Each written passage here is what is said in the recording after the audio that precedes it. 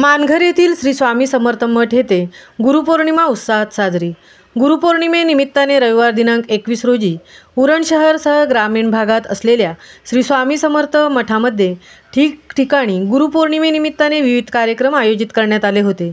दर्शनासाठी उरण व पनवेल तालुक्यातून भाविक आले होते।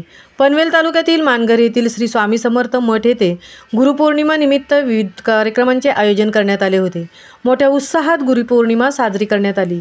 श्री स्वामी समर्थ मठामध्ये दिवसेंदिवस दर्शनासाठी भक्तांची गर्दी वाढतच आहे। सुमारे 5 ते 6 हजार भाविकांनी या दर्शनाचा व महाप्रसादाचा लाभ घेतला। श्री स्वामी समर्थ मठास 14 वर्षे झाली आहेत, अशी माहिती श्री स्वामी समर्थ मठाचे संजय आत्माराम पाटील यांनी सांगितले। त्यानिमित्ताने सकाळी 7 वाजता डॉक्टर सागर चौधरी यांच्या हस्ते अभिषेक व आरती करण्यात आली। सकाळी 9 ते सायंकाळी 5 वाजेपर्यंत भजन संगीत, दुपारी 12 वाजता महाआरती करण्यात आली। सायंकाळी 7 वाजता आरती करण्यात आली।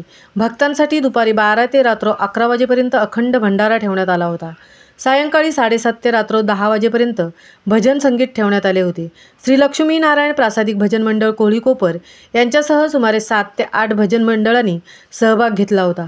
डॉक्टर सागर चौधरी यांच्या वतीने मोफत आरोग्य तपासणी व औषधोपचार शिबिर सकाळी 10 ते दुपारी 1 वाजेपर्यंत ठेवण्यात आले होते। आर झुंझुनवाला यांचे शंकरा आय हॉस्पिटल नवीन पनवेल यांच्या संयुक्त विद्यमाने मोफत नेत्र तपासणी व मोतीबिंदू मोफत शस्त्रक्रिया करण्यात आली।